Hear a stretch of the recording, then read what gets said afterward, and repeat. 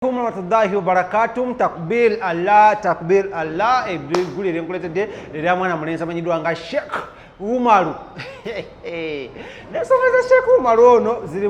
zirimu ensonga. Manyi nzijukira Sheik Umar basooka omusiba, nenzijukira Sheik Umar bamugoba ku mpewo z'ama TV, nenzijukira Sheik Umar owaffe ng'alina entalo ne pastor omugenzi pastor Iga. Kuga nenzijukira ebintu bya Sheik Umar bennyinyo. Sheik Umar ono gwe mulaba munnange bukyanga bwanga bwa Mindi. Wiiki eri ewedde omukulu amanyidwa nga Kabako, Rodenwai Kabako okuva mu TNS mukwano gwa Shiba yali agulawo meetings officially era nga wano yali wali ku Red Terrace era nga twaliyo nyonyo nga twakutuusako ebifaananyi era nga abantu bannyo baaliyo. Naye mu bantu abaliyo waliyo omukulu amanyidwa nga Sheik Umar, waliyo omukulu amanyidwa nga Pastor Jengo ngono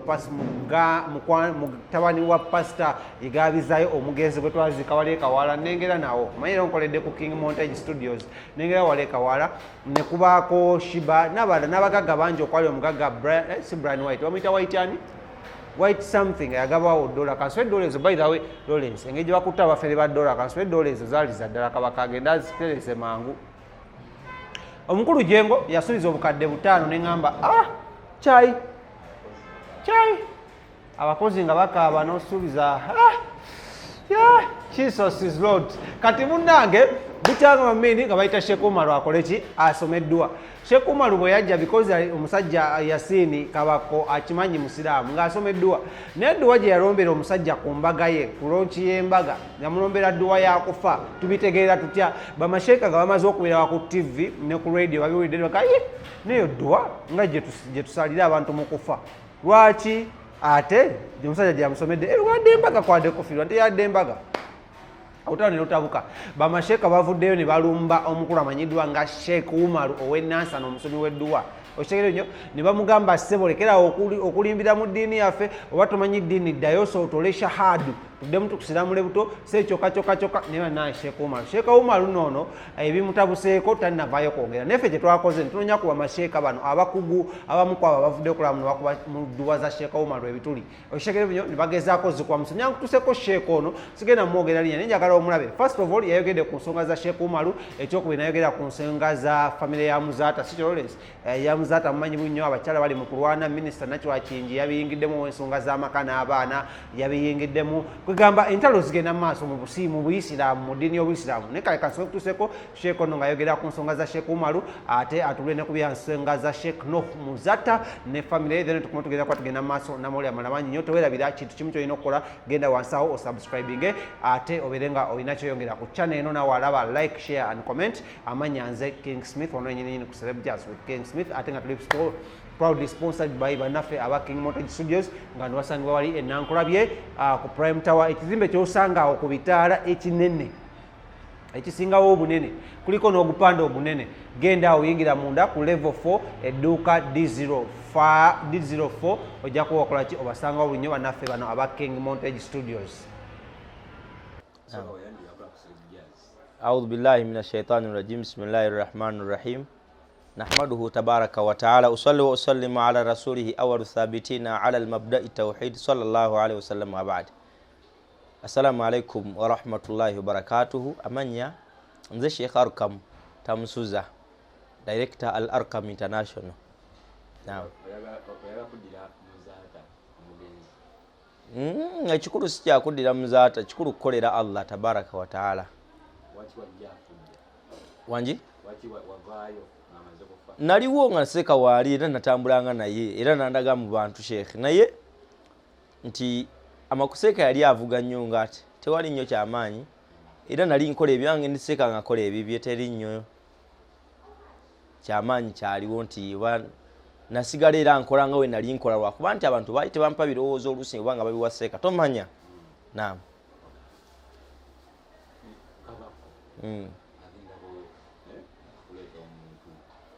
Kabako kituufu agenda kuleeta omuntu kyekituufu buli muvubuka gyali eyo bw'aba afunye obusobozi lwaki abatawasa. Allah yagamba abange bantu mmwe Allah subhanahu wa ta'ala gwawadde obusobozi lwaki towasa. Nabi sallallahu alaihi wasallam yagamba man istata'a minkumul ba'ata falyatazawwaj. Allah gwawadde obusobozi mmwe genda ofune omuntu omuwase. Allah n'atulaga mu Qur'an nti osobola okuwasa abantu wammanga mathna osobola okuwasa ababiri wasulasu bassekyo basatu kuba yatandika n'etteeka erigamba fankihu ma taaba lakum minan nisa ngene muwasa abakyala bamaze okubanyiririra golega bino ganti ono yankubye mu bakyala bonna Kabaka alabikanga munne Ddumu naye yakoze eki yamukubye kati fankihu ma taba lakum minan nisa Allah namenya ni mathna sobolo wasaba biri wasulasu baba satu warba obabana nina ateka kako kwa kulizo naganti wa in khiftum alla ta'dilu obo otidde ntojja kusobola kubenkanyankanya fawahidatan Kabako Ddumu nakumalayika bwomu notagata kubalala inshallah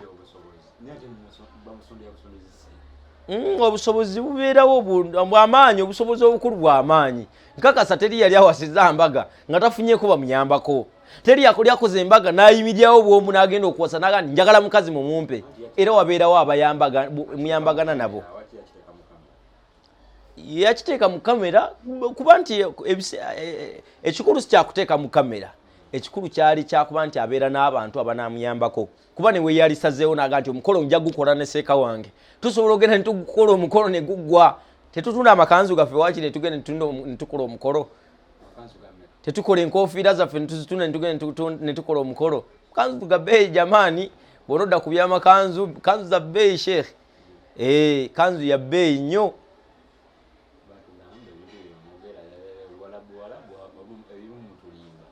ani yabagamba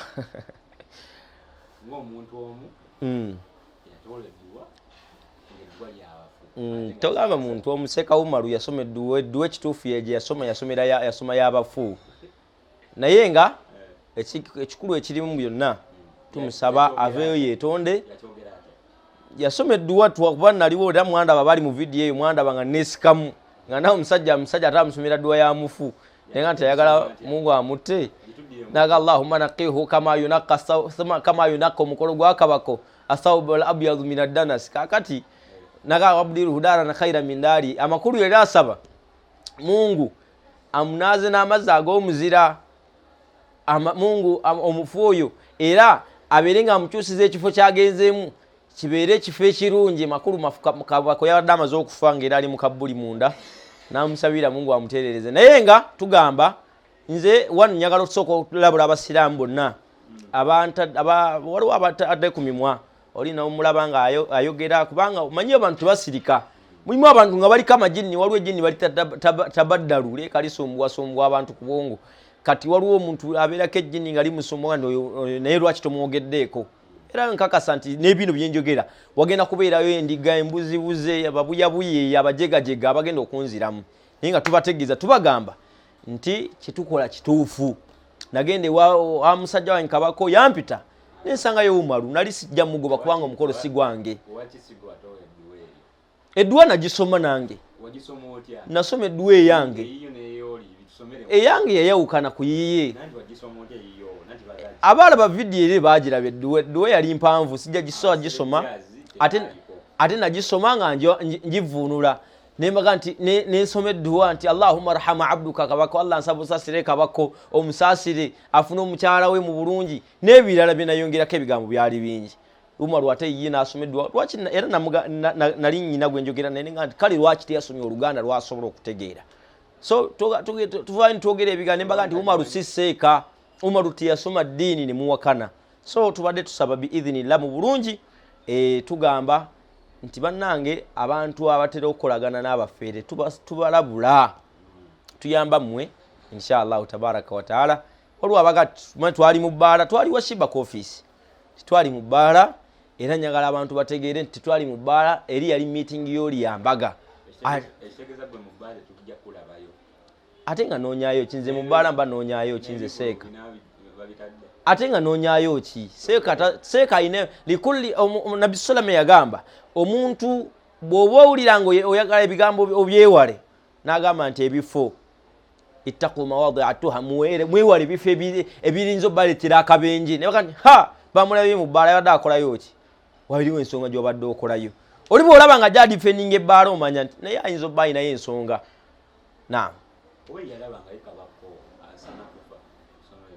tomanya naye simanyi yamanyi oba yalina ekigendererwa kye ng'asabira bazadde be sijja kumuwolereza olw'ensonga yajja ku mukolo ng'agumanyi ekyokubiri ffe ekyatutwala naffe twali tukimanyi baali batuyitidde ensonga zaffe naye ateekeddwa okuba nga alina ensonga ezaali zimuyisizza n'abamuyita bamanyi kwanze simanyi musaba adde mu layini atereze wekiba kyetaagisa kusoma ddiini agisome kuba talina kya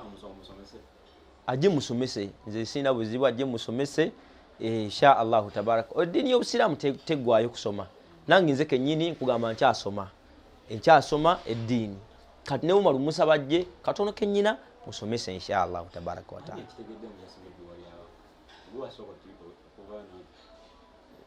abantu babiraba abantu ne baza gundi nali nsobola omuddizaamu awo kubanze nabitegeerera nali mbimanyi bwe yagisoma nenjiwulira nali nsobola omuddamu essaawa eyo naye ekiba nti omuntu abeera n'empisa we baba bakukyaziza ate tofuula wokyadde nti makaago tolamulira gatali makaago nasalawo okusirika olw'ensonga nti we twali nali sisobola kubanga muddamu beebaza baganda bange mbeebaza baganda bange abagezaako okuba nti mugoberera eddiini ya Allah subhanahu wa ta'ala n'okwekuuma obwenje obuyinza okubajjira mu kuba nti tusobya Allah tabaraka wa ta'ala tumwegayira tabaraka wa ta'ala atukuumirenga mu mbeera y'okubanga twekuuma amateeka ge mbasaba biidhinillahi tabaraka wa ta'ala basiraamu tugezeeko okusoma eddiini ne baserebu abali eyo mbasaba abayimbi nga munnaffe Kabako omusajja munnaddiini muzukulu wa Mujungute muzukulu wa Sirimani so mbadde nsaba insha Allah n'abalala mukwano gwange Hassan Stede nkusaba ojje insha Allah eddiini tugisome eddiini yakusoma si yakusiramu kabusiramu sino birekaawo nga mukwano gwange Vincent Segawa naye kati ali ku mulimu asoma ddiini oli Vincent Segawa ali mu kusoma kati Stede mukwano gwange Hassan Stede nti ye Hassan Stede musaba jje tusome eddiini insha Allah mpola mpola ne mukwano gwange mwenna insha Allah mugire tukwatagane wamu biidhini ffe tujja kubeerawo tujja kuyiwawo omubiri bana balekaana jamani waliwo abalekaana mbw ate abeera n'abayaaye ani anaabakwatako okubeera ku layini so mbasaba insha Allah tabaraka wa taala tukwataganire wamu oba oli awo tuyinza okutaasa eddiini y'ekitiibwa subhanahu wa taala barakallahu fikum wassalamu alaikum warahmatullahi wabarakatuh